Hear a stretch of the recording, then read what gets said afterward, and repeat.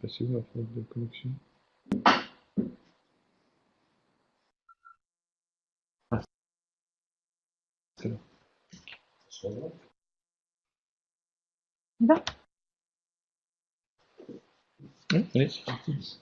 Donc bonjour et bienvenue à la revue de sprint EasyMesure numéro 18 qui s'est déroulée du 6 octobre au 9 novembre. Le thème du sprint précédent était MVP service dépôt de fichiers qui a été mis en production et on en reparlera tout à l'heure. Aujourd'hui, le thème du sprint est Ouroboros. Alors, un des principes de la méthode agile est les améliorations continues au fil des sprints. Eh bien, l'idée de ce sprint était de se servir de cette méthode et de l'appliquer à EasyParse.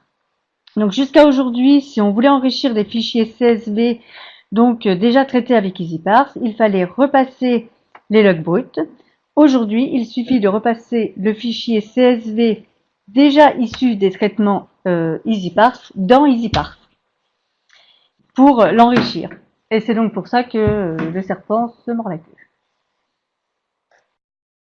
Notre board and chart donc, de ce sprint, donc en rouge le reste à faire, en bleu le reste à faire idéal, donc on peut voir quand même qu'on a plutôt bien suivi la ligne idéale, sauf à partir du moment qu'il y a eu des congés, où là, Ça t'a les congés. voilà, c'est les congés qui ont un petit peu dévié la ligne rouge, et puis en vert c'est les suivis des dépôts GitHub. Donc le plan de la sprint review.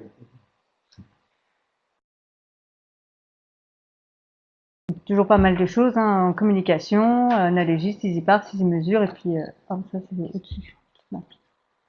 La partie communication, donc les rendez-vous EasyMesure. Donc on a eu, comme vous pouvez voir, on a eu pas mal de rendez-vous pendant ce sprint, de nouvelles installations. On a aussi fait une réunion autour des articles, mais on en reparlera après. Il y a eu les rendez-vous Open Edition, je vais laisser Thomas en parler, puis le rendez-vous HAL aussi. Hein. Donc si tu veux, je te laisse la Ouais, parole. donc toute cette grande liste de rendez-vous, là, il y a deux rendez-vous qui nous paraissent un peu sortir de l'ordinaire. Ce sont les rendez-vous avec Open Edition et le rendez-vous avec l'équipe du CCSD en charge de HAL. Donc pour Open Edition, en fait, on est dans le contexte où EasyParse pourrait être utilisé dans un contexte éditeur. C'est-à-dire Open Edition produit des ressources électroniques et est intéressé pour fournir à ses clients des statistiques d'usage et après avoir testé plusieurs outils dont Piwik, que certains d'entre vous connaissent peut-être, s'intéresse de près à EasyParse pour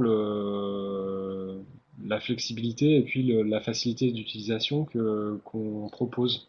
Donc on a commencé à discuter avec l'équipe technique et on va faire comme ce qu'on fait d'habitude, c'est-à-dire tâcher de les accompagner quand ils auront des questions et quand ils auront besoin d'aide. Donc voilà, c'est une discussion qui commence et c'est un axe de travail qui nous paraît intéressant parce que c'est EasyParse mis en service dans un contexte un peu différent de celui dans lequel on travaille d'habitude, qui est plutôt celui des établissements. Après, on commence à avoir une expertise sur ce contexte-là dans le cadre de Istex par exemple, où on peut aussi considérer qu'Istex est producteur de ressources électroniques, enfin pas tout à fait producteur, mais provider, disons. Donc on sait, pour connaître ce cas d'usage, que EasyParse est capable de travailler. Donc voilà, là, ce serait l'occasion d'étendre encore ce cas d'usage-là. Et puis la discussion avec l'équipe de HAL, qui nous semble aussi très intéressante, puisqu'on serait aussi là dans le contexte d'un provider de ressources électroniques, euh, et aussi dans le contexte qu'on avait un peu abordé en 2015 des archives institutionnelles. Ça veut dire être capable de fournir à un outil de type archive institutionnelle, le plus gros en France, donc HAL, un outil de génération de stade d'usage. Donc ça ouvre aussi des perspectives assez intéressantes pour nous, parce que ça veut dire que EasyParse est plus et plus seulement un outil d'établissement et plus seulement un outil qu'on branche sur un reverse proxy, mais peut être utilisé comme brique logicielle dans d'autres contextes et des contextes qui nous ouvrent aussi beaucoup de portes à l'international. Parce que si HAL s'équipe, il est bien évident que d'autres outils de type archives institutionnelles et archives ouvertes vont peut-être venir voir du côté d'EasyParse. Donc ça, c'est deux pistes de réflexion qui commencent à se concrétiser et qui nous paraissent à la fois très intéressantes et très importantes. Je ne sais pas si Dominique ou Stéphane ou Laurent, vous voulez rajouter un mot sur ces aspects-là. Oui, c'est des chantiers, la thématique de traiter les par exemple, un éditeur scientifique pourrait utiliser EasyPart, c'est des problématiques qu'on a, enfin, pas un chantier qu'on avait imaginé il y a déjà plusieurs années et qui là est l'occasion, surtout que a ce chantier sur les stats qui démarre, un chantier prioritaire pour eux sur les stats qui démarre, de remettre au bout du jour. Et moi, ISTEC, c'est un bon exemple, une bonne illustration qu'on est capable de traiter des logs côté serveur. On le fait.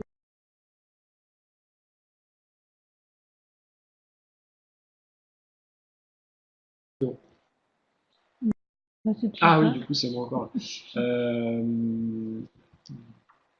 On a donc dans le cadre des communications qu'on assure pour EasyParse et EasyMesure, je suis allé présenter pendant une session de 25 minutes EasyMesure et EasyParse ensemble devant l'association des consortiums internationaux auquel appartient Couperin évidemment. Donc en fait c'est l'ICOLC, c'est une conférence qui se réunit 2 fois par an, une fois en Europe à l'automne et une fois aux États-Unis, Amérique du Nord, au printemps. Donc il y a 3 ans de ça, Stéphane et Cécilia étaient allés présenter EasyParse et Bibliomap à Lisbonne, Bibliomap qui a fait grosse impression, puisque des gens sont venus m'en reparler pour savoir si j'allais remontrer les bulles qui bougent. Enfin, c'était dit en anglais, donc ça avait plus de classe, mais c'était amazing. The bubbles that ooze. Et donc en fait, je suis intervenu dans un contexte où certains collègues avaient déjà entendu parler du produit, certains s'y étaient déjà intéressés, donc c'était un contexte assez favorable. On dirait pas sur la photo là, mais c'était la première session du matin, il était 8h30, et en fait, en 5 minutes, la salle s'est remplie. Donc moi je pensais parler devant 20 personnes sur les 95 que comptait la conférence. En fait, la salle était pleine quand j'ai pris la parole. Ils sont venus te voir en fait. Ils sont, je sais pas. En tout cas, ils étaient là parce que c'est toujours. Ben non, mais personne me connaissait. C'était la première fois que je venais. Mais je pense que certains m'ont confondu avec Stéphane parce qu'il y a des gens qui m'ont dit bonjour comme s'ils me connaissaient. Ça doit être la barbe, je pense. Et enfin, tout le monde s'étonnait de me voir pour la première fois à l'école parce que tout le monde avait l'impression de m'avoir déjà vu. Mais je pense que c'est l'effet Stéphane et la barbe. En tout cas, les 25 minutes de présentation se sont très bien passées, à tel point que beaucoup de collègues sont venus récupérer les supports que j'avais pris avec moi et je remercie l'équipe de l'INIS de m'avoir fourni. Les flyers, les marque-pages, les flyers et puis le schéma d'articulation. J'ai aussi mis la grosse pression en disant qu'il n'était pas question que je reparte avec à Paris, donc ça, je pense que c'est... Et donc tout le monde est venu prendre un support, et il s'est trouvé que par hasard, l'après-midi, il y avait des sessions parallèles de travail sur des thèmes, dont l'open source. Donc moi, je pensais aller assister à cette session-là, et il s'est trouvé que le modérateur de cette session était là au pied levé et m'a proposé de prendre la parole. Donc j'ai eu 1h30 supplémentaire pour parler d'EasyParse. Et du coup, on a pu discuter avec des collègues un peu plus en détail de ce que ça voulait dire de mettre en place EasyParse, à plus forte raison pour un consortium qui a des membres, un peu comme ce qu'on fait côté Couperin. Donc c'est pas le consortium qui installe EasyParse, mais c'est les membres des consortiums qui installent EasyParse, avec la perspective d'opérer quelque chose comme EasyMesure, où on collecte ensuite les résultats d'EasyParse dans un dépôt national. Ces discussions, pareil, sont pour nous très intéressantes parce qu'elles veulent dire que EasyParse déborde le cadre franco-français, quand bien même ce serait un cadre déjà suffisant, qui nous fournit déjà assez de travail. On peut aussi envisager que ça devienne un outil collectif, quoi. Et c'est ce qui est en train de se passer puisqu'on voit des collègues américains là commencer Ouais, à encore, ouais. participer aux analyses de plateforme. Mais bon, là, ça déborde un peu le cadre de la diapo. Donc, pour l'iColc, je m'arrête là. Donc t'as planté plein de graines en fait. Oui, j'espère, ouais. Enfin, c'est l'impression que ça m'a fait. Maintenant, on va voir si ça prend, si on a les pouces verts ou pas. Donc, sinon, on a eu la deuxième réunion organisée, la réunion des correspondants EasyMesure. Donc, pour discuter autour des RTIP, euh, EasyParks.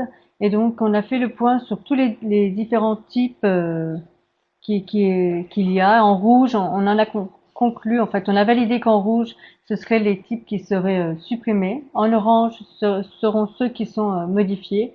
Et il reste encore quelques types en bleu pour lesquels on n'a pas acté, on n'a pas validé. Et ça concerne surtout des plateformes juridiques. Et après, il restera à mettre à jour dans EasyParks. Je pense.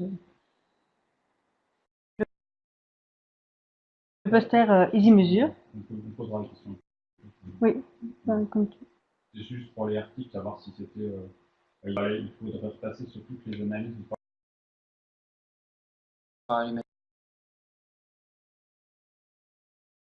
à jour, effectivement. Donc, oui, c'est pas anodin. Je me réponds moi. La plupart des parseurs aussi, du coup. Oui, c'est quelque chose que je proposerais de le faire le sprint qui vient. Le poster. Le poster, rapidement le poster, on avait travaillé sur un poster pour EasyMesure parce qu'on en a encore pas. Donc on a fait ça en collaboration avec un graphiste, donc Stéphane Savoie, qui est assez réactif, hein, et donc voilà le poster. Donc il est présent ici à l'Inist, et puis donc il y en aura un exemplaire pour Couperin. Donc on est assez content du poster.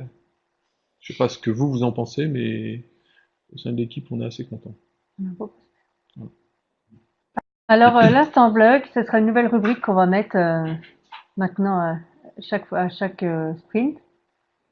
Donc on met régulièrement des articles, des tutos dans le blog EasyParts. Donc depuis la dernière fois, il y a eu la certification, il y a eu un tutoriel sur la certification HASP, il y a eu un article sur l'enrichissement par les middleware, le service dépôt de fichiers qu'on parlera un petit peu plus tard, des mises à jour sur les parseurs, un tuto sur les chargements avec la commande EasyMesure, le retour de formation que Fred a animé à la BU Sainte-Geneviève, mais il leur parlera aussi. Et le dernier article est sur les correspondants EasyMesure.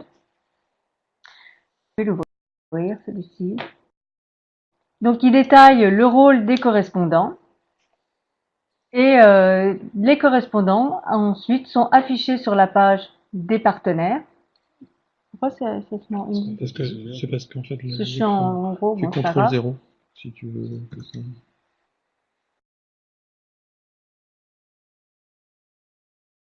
Ça marche pas. Bon, c'est grave. Ouais, c'est la résolution. J'ai pas compris. Ah, ou alors je fais ça. Ah, voilà. Ouais. Donc, dans la page des partenaires, donc on retrouve le nom des correspondants avec le nombre de C qui ont été chargés, avec les logos.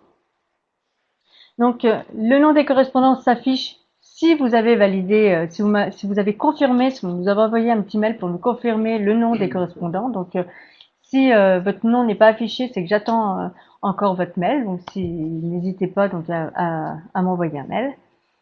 Et on va poursuivre cette page avec, on va rendre cliquable le logo des partenaires, enfin de l'établissement, pour qu'il aille vers le site des établissements. Et puis on va rajouter un petit logo pour l'automatisation, pour voir si les établissements ont automatisé, enfin déjà installé EasyParts, donc c'est presque tous le cas, mais jusque où ils sont allés dans l'automatisation du chargement. Et puis donc, à partir du moment où les traitements sont entièrement automatisés, ça ouvre l'accès à d'autres services qui pourraient être mis en œuvre au niveau EasyMesure. Et j'en ai déjà parlé au sprint précédent, EasyMesure Report, et puis d'autres choses qu'on pourrait imaginer. Donc, ce sera un moyen de montrer l'état d'avancée Voilà, sous l'état la forme d'avancée, de, ouais. de petites médailles. Voilà, par exemple, Mmh. un petit badge, un petit logo. Alors qu'on imprime des diplômes EasyPars et tout. On commence à envoyer des cadres. Donc la page, le blog EasyPart, n'hésitez pas à aller le consulter régulièrement parce qu'on met quand même pas mal de choses. La formation à la BU. Je laisse la parole à Frédéric. Alors, à la demande de Thomas, je suis allé faire une formation analyse de plateforme et aussi découvrir EasyMesure pour l'établissement la bibliothèque Sainte-Geneviève. Donc, c'est une petite équipe très dynamique. J'ai pu aussi rencontrer l'informaticien qui a qui a automatisé les chargements dans EasyMesure. Et donc, j'ai été reçu par Marine Rijad, que je remercie beaucoup d'ailleurs.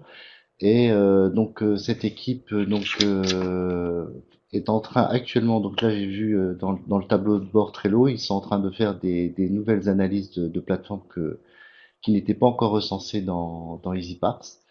Donc on a vu ensemble tout ce qui était Trello, Analogist. On a vu aussi les tests des parseurs avec l'outil EasyLogger.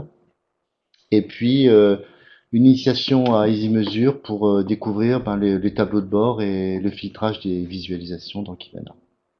Voilà, c'était une super journée et voilà. Donc je pense que c'est une équipe qui est toute récente à notre niveau, au niveau EasyParts, et puis ils sont déjà automatisés, donc c'est quand même très positif, quoi.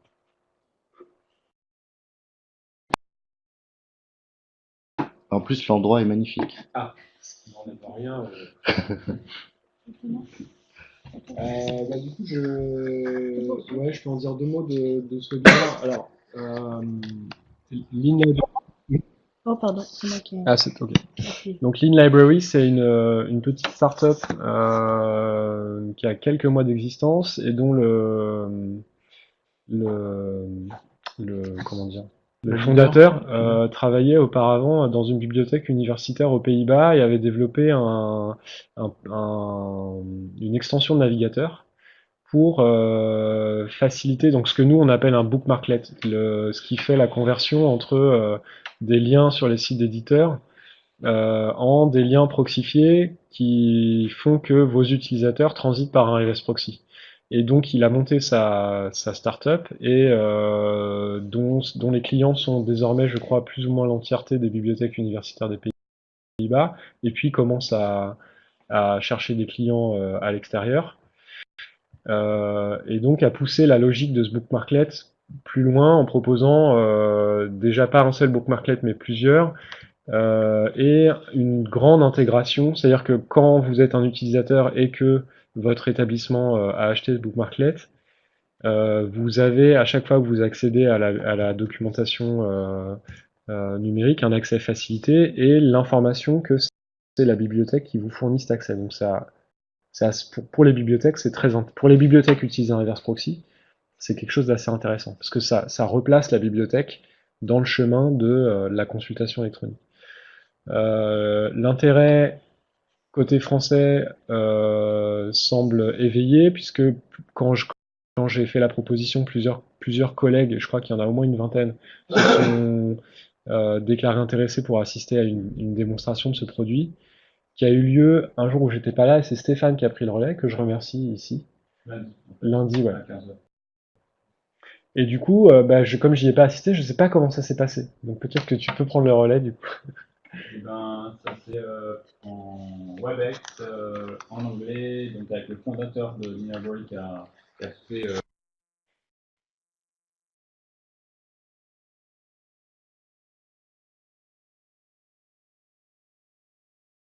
le contexte et pourquoi justement on avait sollicité les collègues de l'ESR pour venir assister à la démo. Donc ça s'est bien passé. Enfin, moi j'ai pas pu rester toute la réunion. Et Laurent c'est revenu. était, Ça devrait être... Voilà, ils ont présenté leurs produits en fait. D'accord. Il y aura. Est-ce que Oui. ils nous entendent? Parce que là, il y a un reste qui dit qu'il n'y a plus de son. En fait, ça a été coupé juste un moment, je crois, pendant que Dominique manipulait le micro, mais normalement c'est bon. C'est de C'est retour? revenu. Ok. Super. Donc pour finir sur ce sujet-là, il y aura un deuxième créneau dans les prochains temps. On refera passer l'information de toute façon, mais il y avait, comme il y a des collègues qui ne pouvaient pas assister au premier créneau, il y a une deuxième date qui sera arrêtée et il y aura une deuxième démo. Donc pour ceux qui seraient intéressés ou qui n'ont pas pu assister à la première, au premier passage, il y aura une deuxième chance. Et puis de toute façon, c'est Johan Tilstra, hein, je crois. Il est très ouvert à la discussion, donc si vous êtes intéressé, il y aura. Alors qu'est-ce que ça coûte? Moi, je peux pas diffuser cette information. Je vous conseille de prendre contact avec le. Non, même pas un ordre d'idée, c'est impossible. Euh, Parce que je pense qu'en fait, ça se négocie aussi. Surtout s'il y a plusieurs établissements français intéressés, il y a peut-être moyen de négocier un prix de groupe. Donc je m'avance pas du tout sur les coûts de cette solution, d'autant qu'en plus il y a différents modules, etc. Donc enfin, après je pense que c'est vraiment le rôle de Lean Library de prendre en charge l'aspect commercial des choses. Donc voilà, il y aura un deuxième passage et le lien avec cette startup est fait et du coup maintenant on peut transmettre les informations.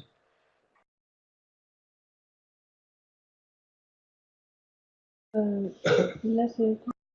Oui, là c'était pour signaler que bah on a toujours des opérations en tâche de fond hein, qu'on peut considérer comme de la maintenance en ce qui concerne bah, les trois gros plans sur lesquels on travaille, qui sont Analogist, EasyParts, EasyMesure. Au niveau analogiste, ce qui s'est passé, c'est que bah, on avait encore l'ancienne version d'Analogist qui était en ligne. Et donc là, on a coupé cet accès, on redirige tout maintenant vers la nouvelle version.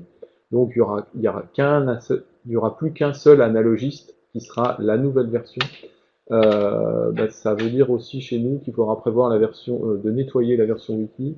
EasyParse, même si on ne fait plus de développement, il faut quand même continuer à le maintenir, en particulier les versions de Node, les versions de librairie. Donc là, bah, Yannick a vérifié que tout se passait bien quand on migrait de version, sauf que bah, maintenant, ça veut dire qu'il faudra produire une nouvelle version d'EasyParse. Actuellement, donc dans la version en développement, dans le master, le latest, c'est actif, mais il faudra faire une version. Donc ça veut dire que quand on produira une version, si vous avez des make-up dates qui sont programmés, eh ben, ça donnera lieu à une mise à jour de version. L'autre point aussi, c'est sur EasyMesure. EasyMesure, on vous a montré dans les sprints précédents que quand vous vous connectiez, bah, automatiquement ça vous crée un compte, etc. On avait remarqué par contre que il y avait un petit effet qui est inattendu, qui était que certains comptes étaient créés avec des majuscules parce que dans l'adresse mail vous avez des majuscules. De notre côté, c'était pas souhaitable, donc on a fait un peu du nettoyage au niveau EasyMesure, au niveau de ces comptes qui avaient été créés automatiquement, et maintenant tous les comptes créés sont en minuscules, donc vos identifiants EasyMesure pour accéder à l'espace Kibana, c'est forcément en minuscules, donc toujours prénom, point, nom, hein, comme dans votre adresse mail. Voilà. Donc c'est des opérations qui sont pas très visibles, mais qui sont qu'on doit assurer. On passe à la partie analogiste. Frédéric, Oui, je suis là, mais... il est derrière. Ouais, c'est pour ça que je le rapproche. T'inquiète. Voilà. Merci. Donc pour les métriques de la sprint, on était à 352 plateformes recensées, on est passé à 358. C'est dû donc justement à nos nouveaux contributeurs étrangers et nationaux qui sont en train de rajouter des nouvelles analyses. Et puis par contre, pour les plateformes disponibles, on a baissé parce que c'est un petit jeu de mathématiques. On a créé une nouvelle plateforme, mais Il y en a deux autres qu'on a retirés donc du statut 5, c'est les plateformes où on va justement faire des modifications sur les R-types. Donc on est à 203 et plus 1, moins 2, on est retombé à 202. Voilà. Donc avec un taux de 56,42%. Thomas a fait une petite modif sur Analogist. C'était justement la possibilité donc de donner la définition au badge que nous avons mis certification H et certification P. Quand vous êtes sur Analogist et que vous allez travailler sur une plateforme, si vous voyez ce logo H et P, ça ne donne pas la définition de la certification. Donc maintenant, en cliquant sur ces logos, vous arrivez à l'article de blog qu'on a publié et qui donne la définition des deux certifications. Voilà. Et ça fonctionne. On a mis à jour la plateforme Silvershare, donc qui est agrégateur de l'éditeur ASME. Donc Yannick a rajouté une PKB pour cette plateforme, car les titres des revues qui étaient donc dans des sous-domaines n'apparaissaient pas dans les événements de consultation. Donc voilà, ça fonctionne maintenant. On a aussi mis à jour la plateforme que Cellpress que Aurélien Popescu avait initiée. On a complété en fait l'analyse en rajoutant donc l'identifiant PII qui permet donc en interrogeant l'API Crossref de récupérer les métadonnées comme un DOI. C'est l'alternative identifiant. Donc en rajoutant donc dans les analyses ce PII, donc on obtient maintenant les métadonnées dans les articles. Donc ça complète le travail de cette plateforme qui est d'ailleurs à la fois disponible sur Sciences Direct et aussi sa propre plateforme. Et puis un nouveau parseur, Karcher, donc une plateforme qui aussi contient un DOI. Et donc en reconstituant le DOI, on avait par exemple comme pour Registore un identifiant interne et on a rajouté donc le préfixe de la plateforme. Et sur les articles HTML, PDF et les abstracts, on a donc le DOI reconstitué qui permet d'avoir les métadonnées comme pour Gistore. Ah, la partie Ouroboros avec Yannick. Le serpent qui se mord la queue. Donc, l'objectif pendant ce sprint au niveau d'EasyParse, c'était de permettre aux utilisateurs de réingérer des événements de consultation qui ont déjà été générés par EasyParse, de les redonner à EasyParse donc, et notamment pour pouvoir combler les trous d'enrichissement, enfin les trous qu'on aurait pu laisser par faute d'enrichissement, comme si on avait un nouveau middleware pour taper dans une API, enfin une nouvelle API, ou si on a oublié d'enrichir avec Crossref, ou s'il y a eu des soucis pour une raison X ou Y à cause de PKB qui n'était pas assez complète. Donc ça prend c'est divisé en deux fonctionnalités différentes, à savoir EasyParse maintenant est capable d'ingérer des fichiers CSV, ce qui change du format de log de proxy qu'on a l'habitude d'utiliser, mais globalement c'est la même chose. C'est juste que ça chinte la partie parsage des logs. Hein. Et de l'autre côté, on a maintenant la possibilité de dire à EasyParse, pour ce traitement-là, tu vas m'utiliser uniquement une sélection de middleware, ce qui permet notamment de lui dire, par exemple, utilise-moi uniquement Crossref. Donc, à quoi ça ressemble concrètement? Bah, du coup, ça, je vais le montrer. Hop, là. Donc, on va aller sur la pré-prod. Alors, hop.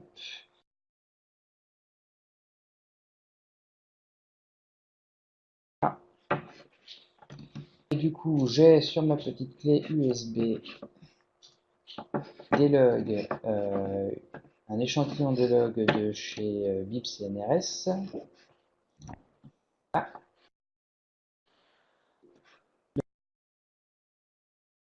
Donc ce qu'on va faire, c'est qu'on va déjà le donner à EasyParse. On ne voit pas beaucoup sur cet écran. Donc on va lui donner le format 2 bits CNRS pour pouvoir déjà le parser. Et ce qu'on va faire, c'est qu'on va désactiver l'enrichissement crossref volontairement pour créer artificiellement des trous à l'intérieur du fichier résultat. Donc, ce que je vais faire aussi, c'est qu'on va crypter 2-3 champs qui sont quand même un peu sensibles. Voilà. Donc ensuite, on va faire notre traitement. Qui devrait...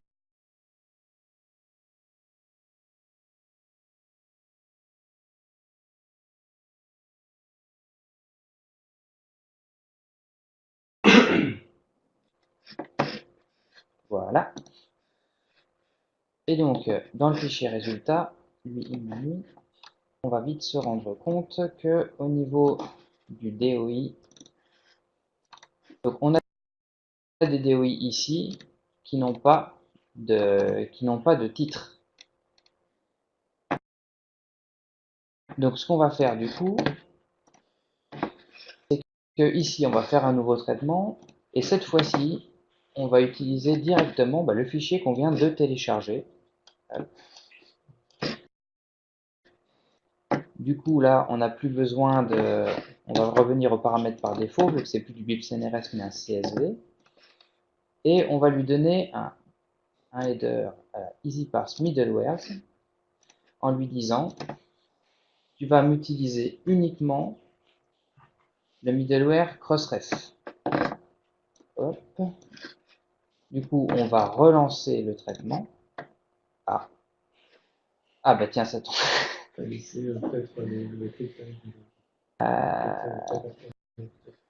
Ah tiens donc. J'ai fait des mots alors que j'avais déjà testé. Non.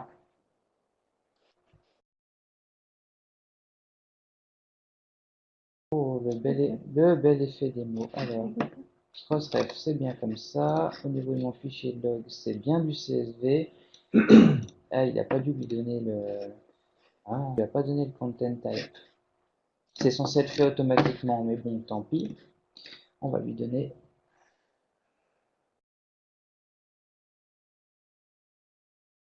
Très bien. Bon. Ah. Bon, bah, ce sera l'effet des mots, très bien. Oui, je vais repasser sur la présentation. Hop. J'ai tout prévu en cas de problème. Ça a été testé à l'avance, mais il doit y avoir quelque chose qui m'a échappé. Alors. Donc, ça, c'est la présentation a été faite exactement sur le même fichier, hein, évidemment. Donc, normalement, normalement, si tout se passe bien quand on n'a pas d'effet démo, le traitement se passe bien. On a autant de 2C générés qu'on a de lignes lues, étant donné qu'on a désactivé la plupart des middleware, donc pas de dédoublonnage, même si même dans ce cas-là, on est censé ne pas avoir de ligne dédoublonnée vu que ça a déjà été fait. Le traitement est aussi censé être beaucoup plus rapide étant donné qu'on a zappé un grand nombre de traitements justement. Et le fichier résultat, à partir de là, quand on regarde,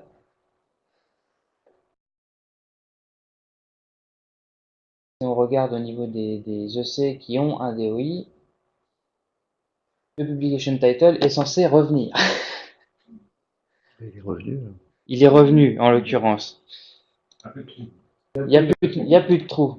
Voilà. Il y a plus de trou s'il y avait un DO. S'il y avait un DOI. Quand tout se passe bien, du coup. Donc voilà, petit effet démo. Du coup, on va investiguer là-dessus. Bon, après, c'est relativement classique, les effets démo. Ouais. L'idée, c'est que cette fonctionnalité-là, si ça vous intéresse, le gros avantage de cette fonctionnalité-là, c'est donc de pouvoir repasser des traitements EasyParse, réenrichir, alors qu'on n'a pas forcément à disposition les fichiers de log, mais qu'on a à disposition les fichiers résultats, et qu'on sait qu'on peut potentiellement enrichir. Il y a plusieurs contextes dans lesquels ça s'applique.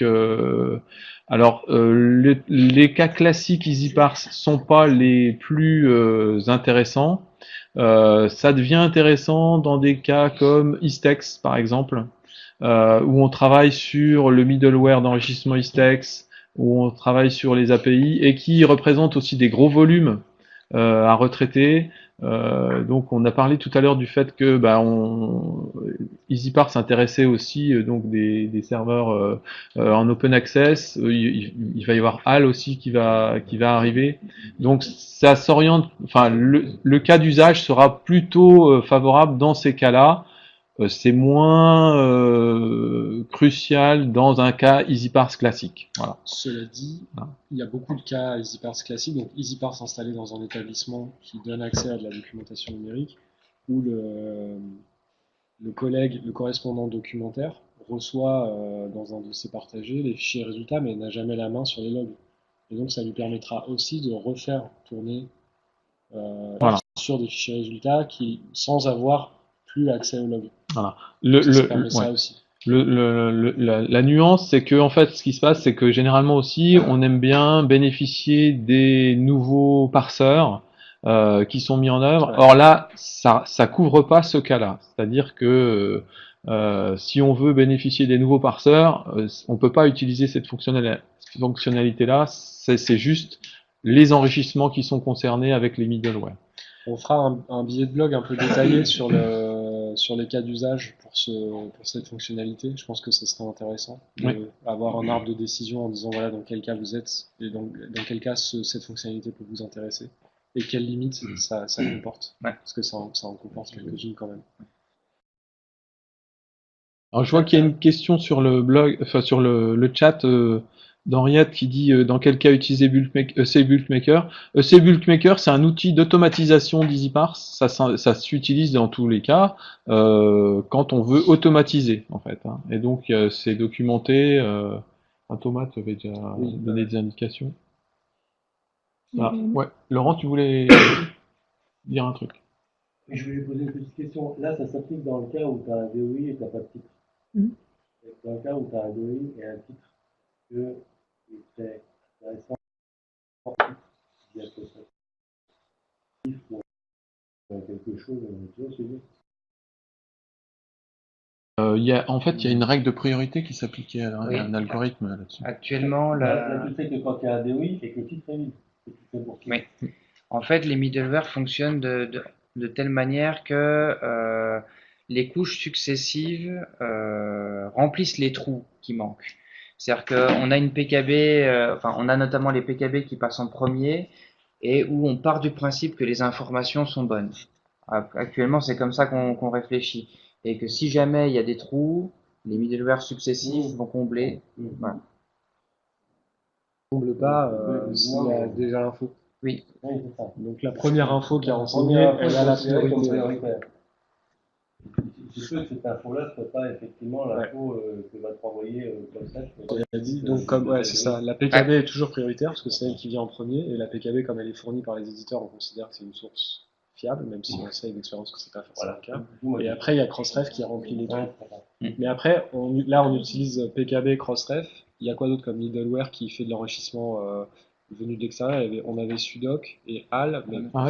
Istex.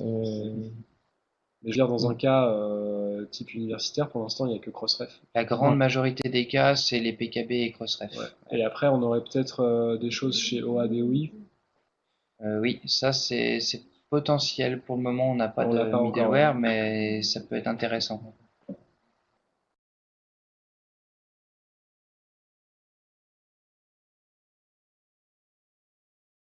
Donc la partie EasyMesure. Donc le MVP dépôt de fichiers, donc qu'on vous avait présenté lors du dernier sprint, a été mis en production. Donc vous pouvez donc maintenant nous envoyer vos fichiers de C directement depuis la page profil d'EasyMesure. Donc vous avez ici donc un fichier, comment ça s'appelle? Un dossier. Une copie d'écran des dossiers de dépôt. Voilà, les dossiers de dépôt où toutes les personnes nous ont envoyé déjà leur fichier de C. Et il y a un système d'alerte qui a été mis en place pour que l'équipe EasyMesure soit au courant que vous nous avez envoyé un fichier. Donc chaque matin, on reçoit un mail comme celui-ci avec le fichier que vous nous avez envoyé. Donc nous les matins, on va charger vos fichiers, puis on vous envoie un petit mail pour vous prévenir que c'est fait. Et depuis que ça a été mis en place, on a eu tous les matins des fichiers à charger. Donc c'est positif, c'est bien. Et donc voilà, donc tous les chargements qu'on a eu depuis le dernier sprint. Donc ça fait pas mal. Hein. Ce qu'on peut dire aussi, c'est que on est dans une phase d'automatisation, mais bon, on passe par des étapes qui sont quand même relativement manuelles. Et le fait de proposer cette interface de dépôt et dans la foulée, donc du coup, ce qui permet à l'équipe de charger les données. Suite à ce chargement, vous êtes averti que votre tableau de bord a été mis à jour. Donc du coup, vous pouvez aller voir votre tableau de bord et puis remarquer que effectivement, dans vos consultations, des fois, il y a des trous. Il y a des jours qui n'ont pas été traités. Il s'est passé quelque chose au niveau du traitement EasyParse, etc. Et donc, ça permet d'itérer et puis de compléter au fur et à mesure. Et c'est pour ça qu'on a régulièrement des chargements, puisque vous allez voir vos tableaux de bord, vous remarquez que il y a des choses qui sont pas forcément normales, et donc on itère. Ça va encore évoluer. On va progresser dans l'automatisation. En particulier, une des choses qu'on fera probablement au cours de ce sprint, on verra comment on priorise les choses, mais ça sera au moment où vous déposez vos données, on va checker si elles sont correctes ou pas, si ce que vous avez déposé c'est bien des EC qui sont potentiellement bien chargeables dans EasyMesure. Voilà. Et donc la ligne de vie, on en est au sprint 18, là, au mois de novembre. Le prochain sprint sera sur la réorganisation donc, des index, qui pourra donner lieu à des perturbations, mais qui ne devraient pas durer très longtemps. Oui. Non, oui, c'est aussi dans cette ça rentre dans la catégorie un peu maintenance, EasyMesure. Donc il y a de plus en plus de chargements. On a des retours par rapport à vos conceptions de tableau de bord, vos besoins de faire apparaître des choses, et le fait que ça soit le plus simple possible pour vous. Donc du coup, nous on fait ces adaptations. On a des choses qui vont demander une réindexation, et donc on va faire ça au cours de ce sprint. Il se trouve que c'est aussi la fin de l'année, donc c'est aussi peut-être un moment propice pour faire ce genre de choses. Ça ne devrait pas arriver trop souvent, mais bien sûr, quand on réindexe, ça sollicite la machine, donc elle répond peut-être de façon plus lente. On essaiera de pas qu'il n'y ait pas de coupure, mais on peut pas le garantir. En tout cas, oui, juste pour compléter, quand vous connectez sur EasyMesure, si vous remarquez des lenteurs ou des soucis, n'hésitez pas à nous le signaler rapidement, qu'on puisse intervenir ou voir ce qui se passe, parce qu'on n'est pas toujours non plus en permanence branché sur les données.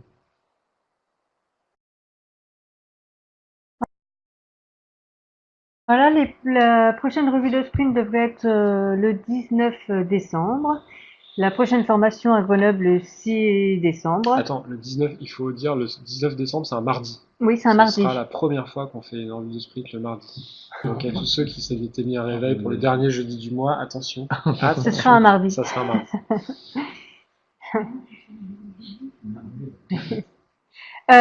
Mais ce sera la seule fois.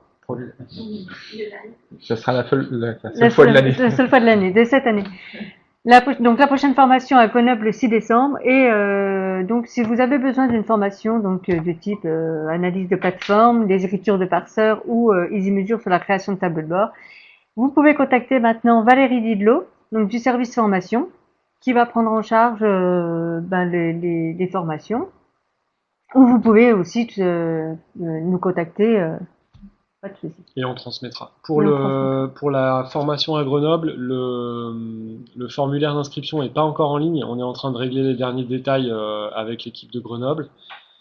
Ça sera incessamment disponible et on fera les annonces sur les listes, mais ça dépend des places.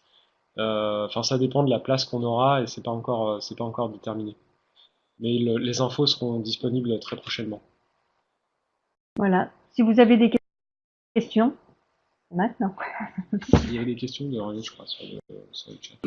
Alors, Mardi, pour moi, c'est Ex Libris. Ex Libris. Mais de toute façon, on enregistrera Bah oui, pour ceux qui peuvent pas assister. Oui. comme toujours, les revues de Ouais. sprint sont disponibles sur YouTube après coup, quand il n'y a pas eu de soucis de son ou de vidéo. Pas de questions, c'est tout ok. Ok. Une remarque, c'est quelque chose. Oui, mais c'est pour dire que tout est, que c'est ok. C'est pour dire qu'elle n'a pas de questions.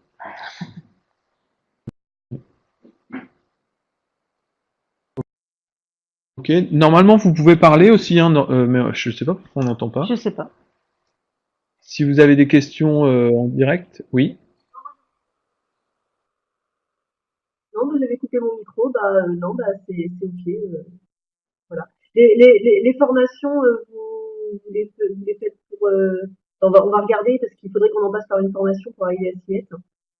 Et c'est des formations que vous faites à distance sur En de fait, quelques heures. il y a plusieurs catégories. Là, ce dont on parle, c'est une formation qu'on fait sur site à partir du moment où on dispose d'un endroit pour le faire et enfin, qu'il y a suffisamment de monde qui sont intéressés. À partir d'une dizaine, hein, c'est ça. En Enfin, présentiel, en présentiel. on essaye de faire en sorte que le déplacement vaille la peine. Donc c'est bien à partir de 15-20 personnes. Parce que comme nous on se déplace, ça fait. Enfin voilà, c'est pour justifier le déplacement. Après, on fait aussi des formations à distance par écran partagé. Enfin tout est possible en fait. Tant qu'on a un peu de temps et Oui, oui, bon, donc nous, ce sera pas. Il y aura pas 15 personnes, mais effectivement, il faut qu'on arrive à regarder bien et à préparer toute une série de questions et à soit vous téléphoner, soit à faire une visio avec mon collègue. Voilà, on est deux en fait. oui, ouais, Voilà, ouais. ouais, ok. Bah, ça sera plutôt un écran partagé, mais il n'y a pas de problème quoi. Ouais, ok. Non, parfait. Merci pour toutes ces informations régulières. Ok, merci. D'autres questions? Donc il y avait eu une question aussi sur le blog qui disait est-ce on pourra avoir le poster. Alors suite à la mention que j'ai faite que de coupure de l'ancien site analogiste où il y avait pas mal de ressources, en particulier aussi graphiques, on remettra ça en place sur le blog. C'est encore pas fait, mais on aura une page et donc on vous communiquera pour que vous puissiez éventuellement télécharger la version PDF du poster, Ouais, récupérer les des supports, affiches, les supports de cours qu'on peut. Donc on va mettre en fait un espace dédié à ça dans le blog. Ok. D'autres questions? Non? Pas d'autres questions. Eh ben, merci à tous. Ah, il y a une question. Ouroboros, enfin la fonctionnalité Ouroboros de EasyPart, est-ce qu'elle est capable d'ingérer des CSV qui ne soient pas désossés? En fait, potentiellement, c'est-à-dire qu'à la base, on pensait faire quelque chose de spécifique, juste EasyParse capable de retraiter ses propres résultats, mais au final, ça a été coupé en deux et l'ingestion de CSV, en fait, c'est relativement dépendant. C'est vraiment juste comme si on chantait la partie transformation des logs de proxy en EC. En fait, c'est juste que au lieu d'utiliser un parseur de log de proxy, on utilise un parseur de CSV, mais sinon les titres des colonnes, on peut mettre n'importe quoi. D'ailleurs, ça a été testé pour le coup, pour bien vérifier que si on a des colonnes qui ne font pas partie des trucs qu'on a l'habitude de voir, elles se retournent bien dans elles soient bien retrouvées dans le résultat. Donc normalement, d'ailleurs pour faire mon test, j'ai pris juste un log de proxy, j'ai transformé les séparateurs par des points-virgules, j'ai rajouté des headers et puis j'ai inséré ça tel quel. Donc Pour que EasyParse fonctionne, il faut que tu aies quoi comme colonne présente, il te faut À minima, il faut une notion de date, une URL. Il faut que les champs s'appellent comme ça pour que EasyParse Ah oui, travaille, quoi. par contre, effectivement, les champs doivent avoir des noms Ça veut dire que si particuliers. tu fais passer un fichier CSV qui a pas ces colonnes, EasyParse te le recrache à l'identique, S'il ou y a- est-ce qu'il refuse de travailler en Bah, disant il n'y a pas il les peut champs? faire une erreur de ça format. dépend des chats, mais des chats. Ça dépend des ça dépend des champs, mais si t'as pas de date, par exemple, tu vas avoir des tas de rejets parce Ouais. qu'il y aura pas de, il va y avoir des soucis de chronologie. Ouais, d'accord. Si t'as pas d'URL, enfin, ça dépend totalement de ce qui manque. Donc il te faut une mise minimum, quoi. Donc, s'il y a Mais- juste une colonne DOI dans le CSV, Ah non, là, ça Toi, suffit tu pas. voulais utiliser EasyParse comme, comme un moissonneur Crossref, d'accord. c'est quoi avec le Les collègues de l'INIS qui détournent les outils, on vous voit. Non, mais c'est une bonne question. C'est Non, non, vrai mais c'est une bonne c'est vrai qu'il y a question, des ouais. usages, il y a Il y a probablement d'autres des usages usages qu'on pourrait imaginer. sur les côtés qu'on pourrait envisager. Ouais. Enfin, on est en mode agile, on peut répondre à des besoins. Après, tu